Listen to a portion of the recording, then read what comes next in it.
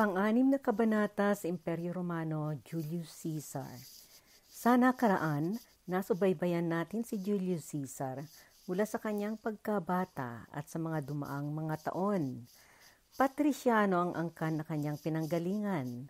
Matutuntong na maiuugnay ang kanyang angkan sa mga naunang mga hari sa Roma at maging sa mga diyosa sa mitolohiya na sina Venus at Aeneas. Ipinanganak siya noong taon na 1 siglo bago ng kapanahunan o 100 BC. Namatay ang kanyang ama na si Gaius Caesar noong siya ay 16 na taong gulang lamang. Ang kanyang ina ay galing din sa maharlikang pamilya at siya ang nagpalaki sa kanyang 3 anak na si Caesar at kanyang 2 kapatid na babae. Simula't simula pa, politika na ang pinatunguhan ng kinabukasan ni Julius Caesar. Kanyang inasawa si Cornelia na anak ng isang nobilidad na pamilya, kaugnay ng kanyang ambisyon sa politika. Nasangkot si Caesar sa hidwaan ng 2 malalakas na partido. Ito ay ang pamunuan ni Marius at pamunuan ni Sulla. Noong nanalong namuno si Sulla, pinag-initan siya nito at napilitan siyang umiwas at umalis papuntang Roma. Namatay si Sulla at bumalik si Caesar sa Roma. Doon, sinimulan niyang isulong ang kanyang interes sa politiko. Noong namatay ang kanyang asawang si Cornelia, nag-asawa uli ng pangalawa si Caesar. Ito si Pompeia na kanyang diniborsyo pagkaraan ng ilang taon. Naglakbay siya sa Rhodes at naranasan niyang nabihag at pinatubos ng mga pirata. Nahirang siyang pontifex o pinuno ng relihiyon. Pagkatapos, nahirang siyang quaestor, opisyong pamamahala ng administrasyong pinansyal at pagsagawa ng pagkwenta tungkol sa mga perang pinapalabas ng tesoreria. Naatasan siyang mahistrado o curulidile o aediles curulis na ang tungkulin ay ang mamahala sa mga trabahong publiko. Nagkandidato siyang maging Pontifex Maximus. Ito ay posisyong pinakamataas na pinuno sa relihiyon at bagaman nagkautang-utang siya para sa kanyang pangampanya na pagtagumpayan niyang makamit ang posisyong ito. At pagkatapos siya ay naipataas mula sa pagiging curulidile sa posisyong praetor at siya ay naging mahistrado na ang kanyang kapangyarihan ay kaugnay sa pambabatas at hekutibong panungkulan. Mabilis ang pag-angat ni Caesar dahil pagkatapos ng kanyang pagiging praetor, noong taon na 59 bago kapanahunan ng Panginoon o 59 BC, nahirang siyang konsul. Ito na ang posisyon na pinakamataas sa pamahalaang Roma. Noong natapos ang kanyang termino na 1 taon, siya ay naatasang gobernador sa teritoryo ng mga Gaul, kung saan nabigyan siya ng kapangyarihang mamahala sa napakalawak na lugar at may hawak na maraming lehyon ng hukbong militar. Sa Gaul, ang malimit na pagpasok dito ng mga tribong barbaro na Alemani ay nagsimulang manggulo sa mga katutubo doon at naging malimit ang mga paglalabanan. Sa pagtangka ni Caesar na isaayos ang mga ito, ginamit niya ang puwersa ng hukbo upang maisagawa niya ito. Subalit maraming mga tribo ang hindi lamang naglalabanan, kundi kontra din sa pamunuang Romano na nakikialam sa kanilang pamumuhay. Nagkaroon ng mga paghihimagsik ng mga katutubo laban sa pamunuang Romano at dito nagumpisa ang mga nangyaring labanan sa Gaul na nagtagal ng 8 taon magmula 58 bago kapanahunan ng Panginoon 58 BC hanggang 50 bago kapanahunan o 50 BC. Sa taon ng 57 bago kapanahunan o 57 BC, sa nangyaring labanan sa Bibrac, bagaman nagtakbuhan ng bumalik sa kanilang mga teritoryo ang mga nakaligtas sa labanan, may 4 na sumali doong mga tribo na tumangging sumurrender kay Caesar. Ito ang mga Nervii, Atrebatis, Aduatuci, at Viromandui.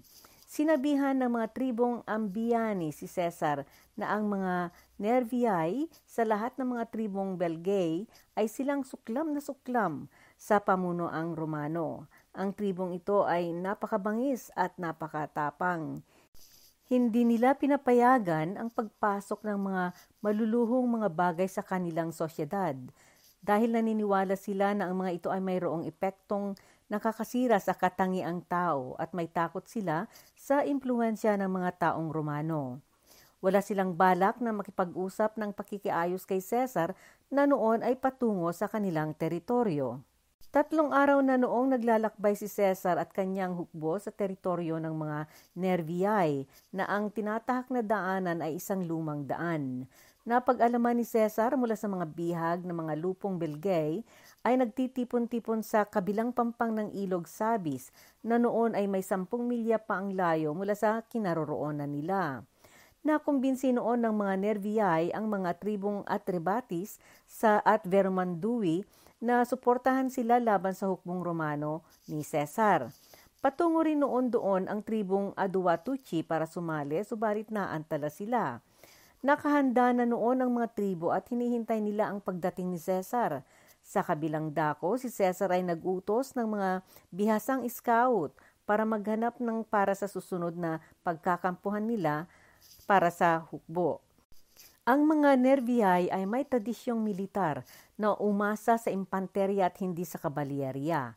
Naging dalubhasa sila sa paggawa ng makapal at hindi malusob na bakod na gawa sa mga sanga, panirang damo at mga tinik na inilalagay nila sa pagitan ng mga punong kahoy bilang depensa laban sa mga kalabang tribo.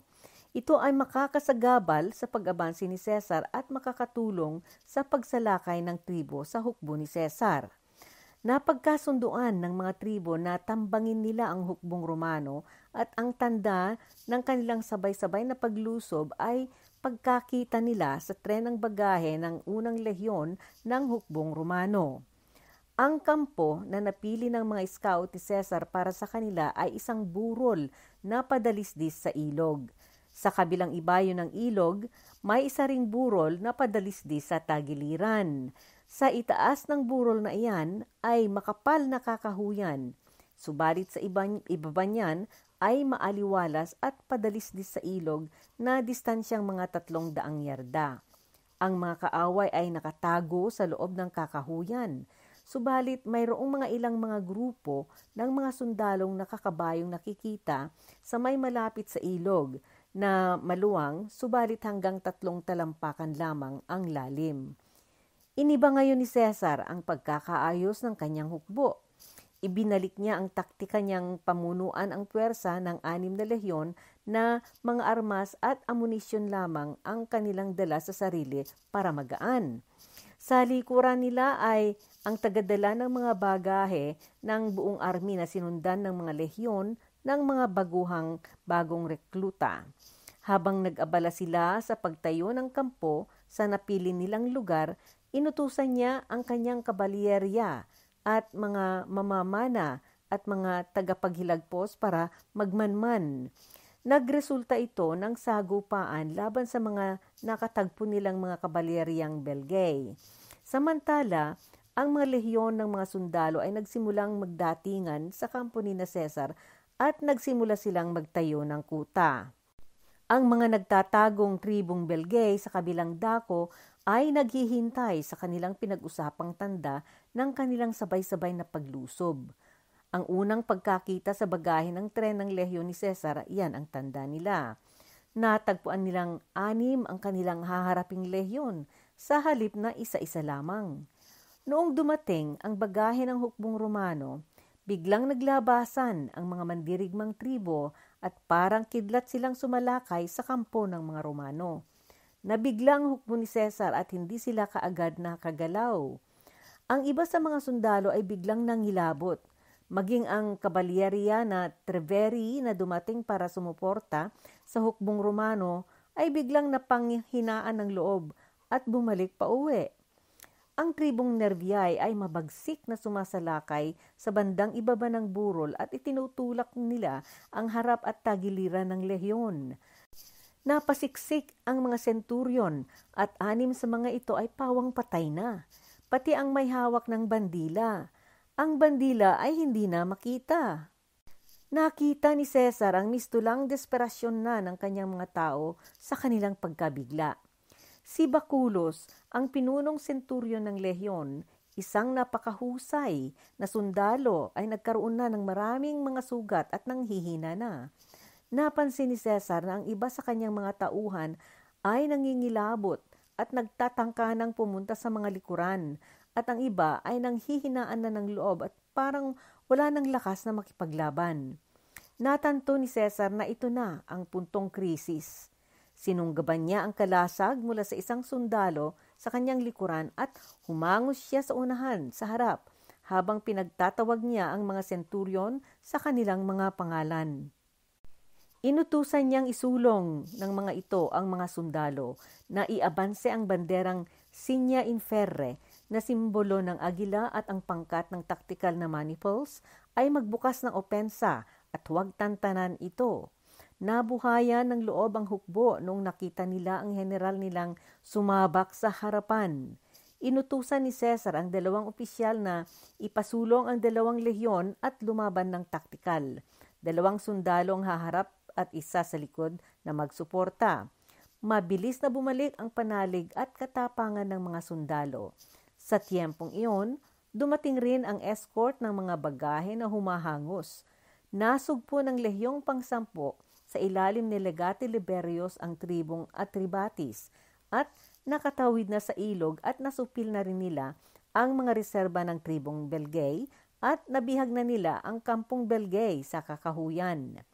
Pinatakbo niya ang kanyang mga tauhan para salakayin ang mga tribong Nerviae sa likod para masuportahan niya ang kanang panig ni Cesar na noon ay nasa mapanganib na kalagayan. Nagdatingan ang pang-13 at pang-14 na lehyon at sumabak sa labanan. Tumatag ang sitwasyon ng hukbo ng mga Romano at nasupil ang mga Nerviae. Ang labanang ito ay itinala sa kasaysayan na Bakbakang Sabis o Sambre. Ang lugar na ito ay malapit sa modernong lugar ng Suljuac sa malapit sa ilog Sel. Ito ay matagpuan sa norteng bahagi ng Pransya. Sa panulat mismo ni Cesar na kanyang ginawa tungkol sa nangyaring digmaan, ang mga mandirigmang Nerviae kasama ng mga tribong Atribatis at Verumandui ay nakipaglaban hanggang sa kahuli-hulian. Katangi-tangi ang katapangan ng mga ito na ang kanilang armas ay mga sibat. Sinasalo nila ang mga javelin na itinatapon sa kanila ng mga Romano at ipinababalik nila ang mga ito ng mga tumatama naman ng mahusay. Sa bandang huli, nanaig ang mga Romano at noong natapos na ang digmaan, naipalaganap ang pagkasupil ng mga Nerviae at ang mga ibang tribo ay hindi na lumaban pa sa mga Romano. Ang mga tribong Aduatuci na tribong Belgae o Belhica sa silangang bahagi ng Belhica na ngayon ay nagpadala din ng mga mandirigma para tutulong sana sa mga ibang tribo laban sa mga Romano. Subalit nahuli sila ng pagdating at noong nalaman nila na natalo na ang unang tribo, tinakasan nila ang kanilang mga bayan at tumakbo sila sa napatibay nilang kuta. Subalit sinalakay ng hukbong Romano ang kanilang taguan at sila'y binihag at ginawa silang mga alipin. Noong taong 56, bago kapanahunan o 56 BC, si Cesar ay lumaban sa mga mandaragat na tribong Kelta at galing sa lugar na tinatawag na ngayong Brittany sa hilagang kanluran ng Pransya. Sa laon ng panahon na isinasaganap ni Cesar ang pagsugpo sa mga katutubong Gaul sa Gul Cisalpina na sa hilagang banda ng Italia, Illyricum na sa kasalukuyan ay Croatia, Slovenia, Bosnia at Herzegovina na ang pangalan, at sa Gul Transalpina na lugar na ngayon ng Provence at Languedoc sa Pransya, 2 beses na sinakop ni Cesar ang Britanya. Ito ay nangyari noong taong 55 at 54 bago kapanahunan o 55 at 54 BC. Sinalakay ni Cesar ang Britanya dahil ayon sa kanya ang mga katutubong Britano ay tumutulong sa kanyang mga kaaway sa Gaul na tumututol sa Roma, subalit hindi niya nakumpletong pagwagian ang kanyang unang pagsalakay. Marahil ang rason niyang ito ay upang hindi siya mapasama sa kanyang pagsalakay dahil doon ang kanyang ginawang paglusob ay hindi dumaan sa pag-aproba ng Senado sa Roma. Silipin natin ang mga pangyayari sa panahong iyon. Ayon sa mga bagong diskubreng kaalaman sa arkeolohiya ng mga panulat tungkol sa bahaging ito ng kasaysayan tungkol sa kapangyarihang Roma sa panahon ni Julius Caesar, ika-23 ng Agosto, taon 55 bago kapanahunan ng Panginoon o 55 BC, noong sinakop ni Caesar ang lumang Britanya. Isang buwan lamang mula sa kanyang paglapag, siya'y umalis muli. Bagaman ang army ni Caesar ay binuo ng 10,000 mga mandirigmang veterano at matitibay, hindi pinagpatuloy ni Caesar ang kanyang paglakbay ng lagpas ng silangang Kent. Ang pananakop ni Caesar na ito ay naging usap-usapan sa Roma dahil ang pagsakop ng Britanya noon ay nangahulugan na lumampas na siya sa mundong pamilyar sa mga Romano at pumasok na sila sa Orbis Terrarum at sinakop na ang mga katutubo doon ng para pamahalaan ng Roma. Ayon sa panulat ni Caesar, ang mga tribong Belgae sa hilagang silangan ng Gaul ay nanlusob na sa Britanya at nagtayo na sila doon ng mga komunidad sa bandang Pampang. At ayon sa kanyang alaala, ang Haring Diviacus na hari noon ng mga Belgae na tribong Suesciones ay namuno na sa parehong Britanya at ng Gallia Belgica sa Gaul. Bago ang kanyang paglusob, nagtatanong-tanong na noon si Caesar sa mga biyaherong mangangalakal na naglalakbay doon at nakikipagpalitan ng mga paninda, subalit wala siyang makuhang may kahalagahang impormasyon kaugnay sa kanilang mga hukbo o militar. Nagpadala siya doon ng isang tribuno na si Gaius Volusenus para magmanman sa Pampang na dala lamang niya ay isang barkong pandirigma. Namatyagan nito ang bahagi ng Pampang ng Kent, subalit hindi niya pinagtahasan ang bumaba sa barko at magtiwala sa mga barbaro na katutubo sa isla. Pagkatapos lamang ng 5 araw, umalis na ito at bumalik kay Caesar upang iulat ang kanyang natipon ng mga impormasyon. Sa panahong iyon, may mga sugo ng galing sa Britanya na pumunta kay Caesar. Ito ay pagkatapos na sila ay mababalaan ng mga biyaherong mga ngalakal tungkol sa maaring mangyaring panlulusob ng mga Romano sa pamumuno ni Caesar. Nagpunta sila kay Caesar upang sabihin na sila ay sumusuko sa kanya. Pinabalik sila ni Caesar na kasama ang kanyang kaalyadong si Commius na hari ng mga Belgae na Atribatis upang impluwensyahan ang mga estado doon. Naghanda si Caesar ng armada na binuo ng 80 barkong panlayag at pinagkasyahan ng 2 lehyon ng kanyang mga sundalo. Nagdala din siya ng mga barkong pandirigma na pinamahalaan ng isang kwastor. Sa huling bahagi ng tag-araw sa taon ng 55, naglayag na sila. Tinangka ni Caesar ang lumapag doon noong una, subalit noong nakita niya ang dalampasigan na puno ng natipon ng mga sundalong taga doon, hindi siya nagpababa. Naghintay siya sa laot hanggang dumating ang kanyang barkong naglalaman ng supply magmula sa pangalawang puerto. Samantalang naghihintay siya, nagpulong siya ng konseho ng digmaan at inutusan niya ang armada na magbaybay sila sa dirtsyong hilagang silangan tungo sa isang bukas sa Pampang. Nagpakita ang mga Britano ng kanilang puwersa at sa nakita ng mga Romano na dagsa nila, nag-atubili silang sumugod. Nagtayo ng kampo ang mga Romano at tumanggap si Caesar ng mga sugo. Si Commius na noong dumating siya sa isla ay inaresto ng mga Britanong katutubo ay ibinalik ng mga ito kay Caesar. Nakapagbigay noon si Commius ng isang pangkat na kabalyerya mula sa kanyang tribo na tumulong na nanlupig sa mga pabugso-bugsong pagsalakay ng mga tribong Britano. Ayon kay Cesar, siya ay nagulat sa taas ng pagkati sa tubig at ang dumating na bagyo. May mga barko siyang nasira at ang iba ay hindi na magamit dahil sa mga nawalang gamit ng mga ito.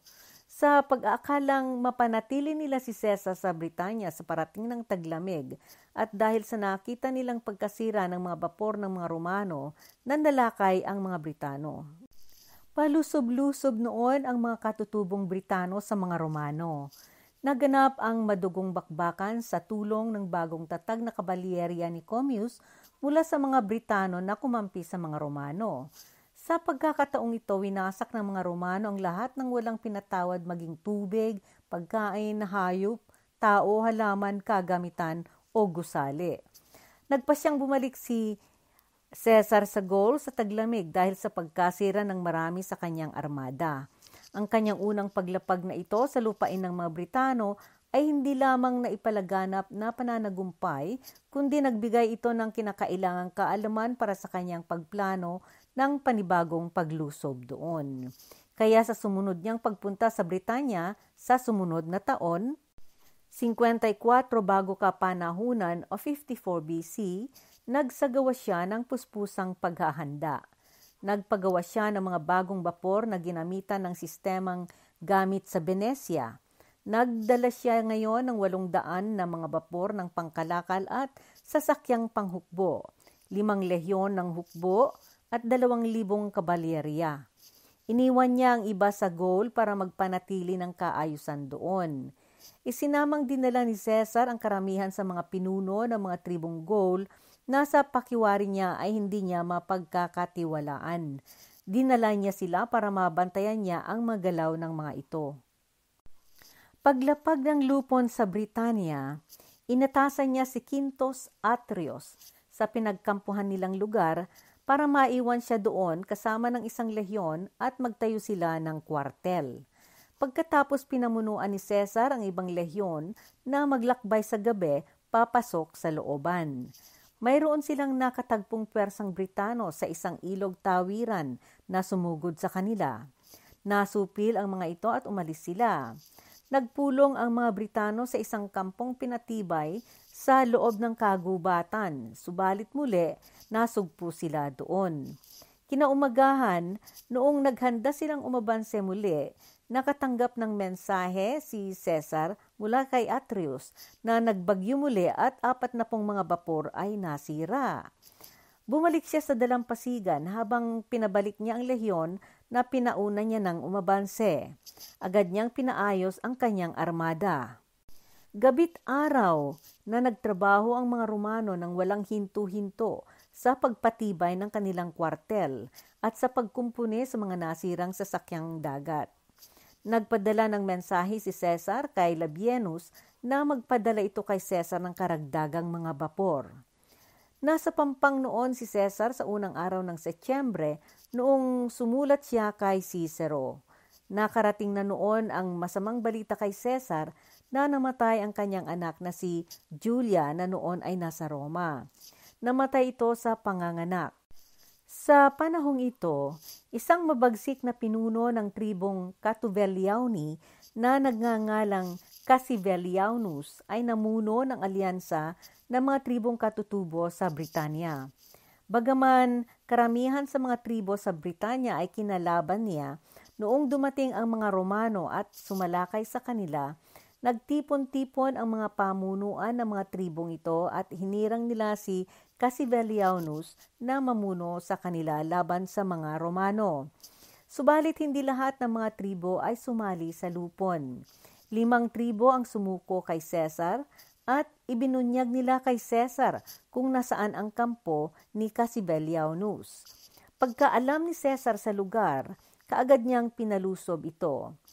Nagtaktika noon si Cassivellianus at inatasan niya ang 4 niyang kaalyado na magsagawa ng paglusob sa Pampang upang mailihis si Cesar sa kanyang paglusob sa kampo ni Cassivellianus, subalit pumalya ito. Nagpadala si Cassivellianus ng sugo kay Cesar upang ipag-usap ang pagsuko ng alyansa ng mga Britano. Ipinagkasundo ito ni Commius. Pumayag si Cassivellaunus na magbigay ng taunang buwis sa Roma at nangako siyang hindi siya makikipagdigmaan sa mga tribong Mandubracius o mga Trinovantes. Sa mga panahong iyon, gusto na rin ni Caesar ang bumalik sa Gaul sa taglamig na iyon dahil nagsimula na namang magkaroon ng kaguluhan doon.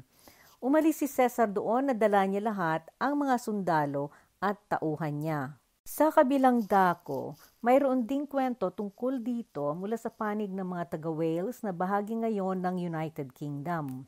Ayon sa isang panulat sa De Bello Gallico, sinabi ni Caesar doon na napwersa siyang umalis sa Pritan o Britanya noong una siyang lumapag doon dahil sa bagyo at naiwan niya doon ang malaking samsam at mga alipin na naipon nila sa kanilang pagsalakay. Mayroon ding bersyon sa mga manuskrito ng mga ninunong katutubo ng Wales na mahalaga ding malaman dahil ang kasaysayan ay kalimitan dikta ng panig na nagtagumpay at hindi nangangahulugan na ito ay siyang lubos na katotohanan. Ang manuskrito sa Wales ay nagsasabi na ang unang malaking enkwentro ni Caesar sa katutubong Britano sa una niyang paglapag sa isla ay nangyari sa isang kapatagan ng Caercant na lugar ngayon ng Canterbury Fort sa Kent. Ayon sa mga sinaunang manunula, sa unang kwentong ito ni Haring unang ininiyaos na kampyon sa espada sa lahat ng Britanya ay nahikayat niya si Caesar sa manumanong bakbakan. Sa bakbakang ito, nahagip ng espadang Crocha Mors ni Caesar, espadang gladios na gawa sa tanso, ang ulo ni Haring Ninyaos. Ang espada ni Caesar na Crocha Mors na nangangahulugang dilaw na kamatayan ay naipit ng mahigpit sa tagiliran ng kalasag ni Haring Ninyaos. Itinapon ni Ninyaos ang kanyang sariling espada at ang sabi ni Ninyaos ay naagaw niya ang espada ng Romano mula sa kanyang kalasag. Tumakas si Caesar sa pagkahawala ng kanyang Crocha Mors na espada, samantalang ang Haring si Ninyaos sa kabila ng siya'y sugatan at nagdurugo sa kanyang ulo, subalit hawak niya na ang Crocha Mors ni Caesar, ay pumatay ng maraming mga sundalong Romano na gamit niya ang gladius na naagaw niya kay Caesar. Subalit nakayanan pa rin ng Romanong general na si Caesar ang nakawala at nakapagtungo sa kampo niya sa Dalampasigan kung saan sila sumakay sa kanilang mga bapor at lumargang pauwi sa Gaul. Mayroong naging malaganap na usap-usapan sa panahong iyon sa Britanya na si Caesar na tinawag ng mga katutubong Britano noon ng masukab na Caesar ay mayroong lason ang talim ng kanyang espadang gladios na tinawag ng Crocha Mors. Ang taguring ito ay nangangahulugan ng dilaw na kamatayan o naisumpa ng magpahanggan. Sa puntong ito, dito magtatapos ang pang-anim na kabanata ng ating salaysay tungkol kay Gaius Julius Caesar ng Republika Romano noong unang panahon. Abangan ang susunod na kabanata.